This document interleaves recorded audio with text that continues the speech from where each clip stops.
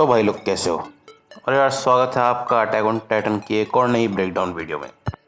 और इनिशियली मैंने सोचा नहीं था कि मैं इस एपिसोड की ब्रेकडाउन वीडियो बनाऊंगा, क्योंकि इस एपिसोड को मैं एक्सपेक्ट कर रहा था कि एक स्लो स्टोरी रिवील एपिसोड होगा, बट यहीं पर सारी चीज़ें चेंज हो गई। अनलाइक लास्ट एपिसोड नंबर 69, ये वाला एपिसोड सरप्राइजिंगली बहुत ज़्यादा बेहतर था। अब मैं ऐसा क्यों कह रहा हूँ, उसके बेसिकली दो रीज़न है। पहला तो ये कि पिछला जो एपिसोड था, एपिसोड नंबर 69, उसने मोस्टली व्यूअर्स को काफ़ी डिसअपॉइंट किया था, बहुत एनिमे वॉचर्स और प्रोबेबली मांगा रीडर्स को भी। क्योंकि first of all anime only के लिए तो एपिसोड काफ़ी ज़्यादा ही स्लो था और स्टोरी टेलिंग भी इतने अच्छे से नहीं हुई थी।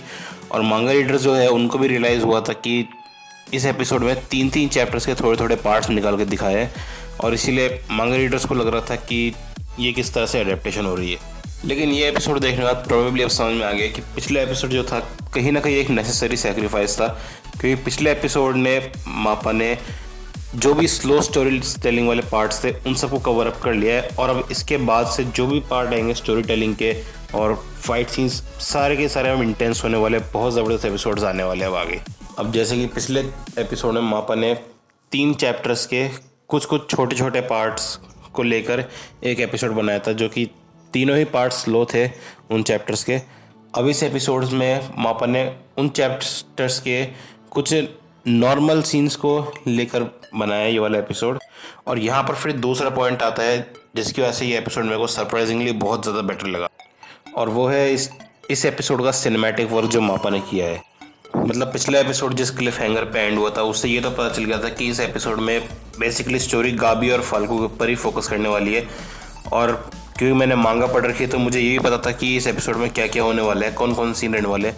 लेकिन मैंने बिल्कुल भी एक्सपेक्ट नहीं किया था कि मापा जो है इतना ज़बरदस्त और इतना इंटेंस बना देगा उन सारे सीन्स को। खैर अब आओ यार, अब फालतू ही बकवास किए बिना सीधे इस एपिसोड का ब्रेकडाउन चालू करते हैं।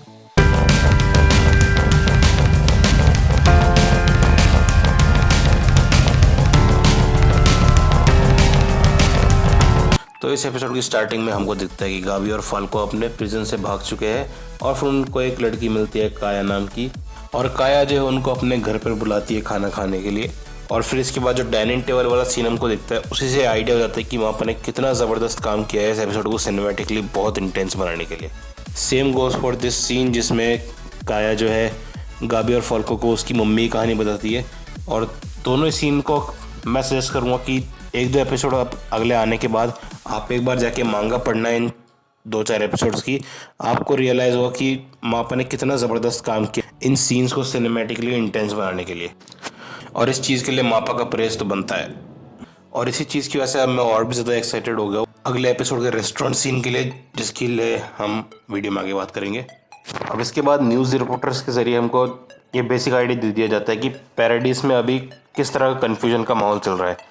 क्योंकि आप खुद ही सोच के देखो, आपके नेशन ने अभी एनिमी नेशन को धूल चटाई, उनको उनके घर में घुस के मारा है, और इसके जस्ट बाद आपके नेशन के हीरो को आपका खुद का नेशन ही एबडक्ट कर ले, उसको प्रिजन में रखे, तो कन्फ्यूजन का माहौल तो पैदा होना ही है। और ये चीज़ धीरे धीरे केओस बनाती जा रही है पैराडाइस पर, लेकिन अभी ये केओस और बढ़ने वाला है आगे वाले एपिसोड्स में। वैसे अभी तक तो आपको ये समझ में आ ही गया होगा कि फ्लॉज या फॉल्ज जो ही बोलते हैं उसको, उसका भी एक मेजर रोल रहने वाला है इस सीरीज में आगे चलकर। और अभी तक हमको पता है कि फ्लॉज ने जो है येलेना और एरन को मिलाया था पास्ट में, जब पैराडाइस पर ट्रेन सर्विस चालू हुई थी।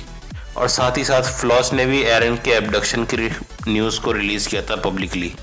और साथ ही साथ इस एपिसोड में हमको फ्लॉज की मेंटेलिटी का भी बेसिक आइडिया दे दिया गया कि कहीं ना कहीं एरन येगर को आइडियलाइज करता है।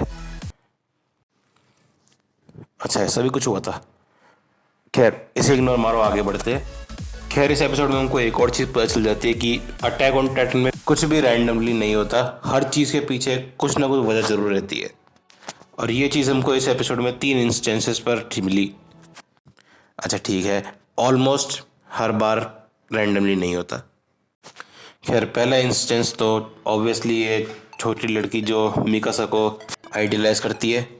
दूसरा इंस्टेंस एक काया वाला जिसका हम आगे बात करेंगे।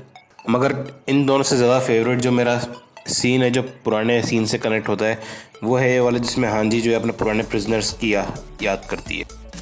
और ये सीन की डेप्थ इस एपिसोड में जाकर पता चलती है कि कितना ज़्यादा डीप मीनिंग था उस डायलॉग का जो उस प्रिजनर ने उस टाइम पर बोला था। क्योंकि हांजी भी अब ऐसी सिचुएशन में फंस चुकी है जहाँ पर उसको पब्लिक से इन्फॉर्मेशन छुपानी पड़ रही है, जैसा सेम वैसे ही जैसा किंग रेस ने किया था। खैर अब एक चीज़ तो पक्की है, इस एपिसोड के बाद गाबी के हेटर्स को कसम से दिल से बहुत सुकून मिला होगा, स्पेशली ये 3 सीन्स देख के। But at the same time अब मुझे लगता है कि फाल्को का धीरे धीरे फैन बेस बनना चालू होएगा धीरे धीरे, क्योंकि एक तरफ गाबी है जो पूरी तरह से ब्रेन वॉश्ड है, उसको कुछ फर्क ही नहीं पड़ता कोई कुछ भी बोले, उसको बस आइलैंड डेविल्स को मारना है। वही फाल्को जो है जो जिसका ऑलमोस्ट सेम तरीके से ब्रेन वॉश किया गया जैसे गाबी का किया था, स्टिल वो आइलैंड पे जो लोग रहते हैं सो कॉल्ड डेविल्स, उनकी तरफ भी वो सोचना चाहता है, उनकी भी सिचुएशन देखना चाहता है फाल्को। स्पॉइलर अलर्ट, फाल्को आगे चल के बहुत इंपॉर्टेंट कैरेक्टर रहने वाला है और प्रोबेबली फैन फेवरेट भी बनेगा आप सबका। खैर अब आते हैं इस एपिसोड के मेरे पर्सनल फेवरेट सीन पर। अब ये सीन इंटेंस तो है ही क्योंकि इसमें गाबी और काया के ओपिनियन बहुत ज़बरदस्त तरीके से क्लैश करते हैं और सिनेमैटिकली भी बहुत ज़बरदस्त तरीके से दिखाया मापा ने। लेकिन एक और चीज़ जो इस सीन को इंटरेस्टिंग बनाती है वो ये हमको पता चलता है काया जो है ये सीज़न 2 वाली लड़की है जिसको साशा ने बचाया था, और काया जो है साशा के इस एक्ट की वजह से साशा से ही आइडियलाइज होके साशा के ही मर्डरर्स को बचाने की कोशिश कर रही है। गजब। लेकिन ये सीन अब और भी ज़्यादा इंटरेस्टिंग हो जाता है जब काया गाबी और फाल्को को एक मार्लियन कुक के पास खाने पे ले जाने का ऑफर देती है ताकि वो उनकी मदद कर सके घर जाने के लिए, और उस मार्लियन कुक ने साशा के पूरे परिवार को खाने पे बुलाया था। अब तक तो आप समझ ही गए होंगे यहाँ पर कौन से कुक की बात हो रही है, और यहीं से वो रेस्टोरेंट सीन निकल कर आता है जिसकी मैंने वीडियो की शुरुआत में बात करी थी। जस्ट इमेजिन क्या होगा जब निकोलो खुद की गर्लफ्रेंड के कातिलों को खाना खिलाएगा।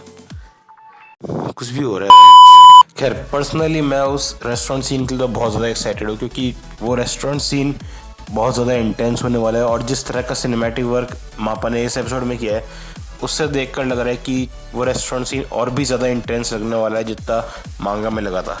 खैर अब इस एपिसोड को और भी ज़्यादा इंटरेस्टिंग बनाता है इसका क्लिफ हैंगर सीन, जिसमें हम मार्लियंस का पॉइंट ऑफ व्यू देखते हैं, मतलब मार्लियन वॉरियर्स का, जो कि पैराडाइज पर अटैक करने वाले हैं बहुत ही जल्द। तो हाँ सही समझे, युद्ध होने वाले बहुत ही जल्दी। खैर अब बात करें कि अगले एपिसोड में हम क्या एक्सपेक्ट कर सकते हैं, तो जैसा कि मैं पूरे एपिसोड से बकवास कर ही रहा हूँ, एक रेस्टोरेंट सीन जो कि बहुत इंटेंस रहने वाला है, प्लस प्रोबेबली अगले एपिसोड में हमको एकरमैन की पावर का भी सीक्रेट पता चलेगा, और साथ ही साथ हमें प्रोबेबली बीस्ट टाइटन की भी पावर रिवील हो सकती है शायद। और इसके अलावा हमें एक आधा और इंटेंस कॉन्वर्सेशन सीन्स मिलेंगे, और रेस्ट अश्योर्ड अब सीरीज पेस पकड़ने वाली है, अब धमाके होने वाले एक के बाद एक, और अब क्योंकि बढ़िया एपिसोड आने वाले हैं अटैक ऑन टाइटन के, तो वीडियोस भी आएंगे बहुत ही जल्द। और वीडियोस देखने के लिए आपको चैनल को सब्सक्राइब करना पड़ेगा और नोटिफिकेशन बेल को दबाना पड़ेगा। तो इसी बात पे जल्दी से सब्सक्राइब बटन को लाल से काला कर दो, नोटिफिकेशन बेल को दबा दो अगले दिन आने वाली वीडियोस की नोटिफिकेशन के लिए। वीडियो को लाइक कर दो, वीडियो पसंद आए तो वीडियो को शेयर करो अपने दोस्तों के साथ। मैं मिलूंगा आपसे अगली वीडियो में, तब तक के लिए टाटा बाय बाय।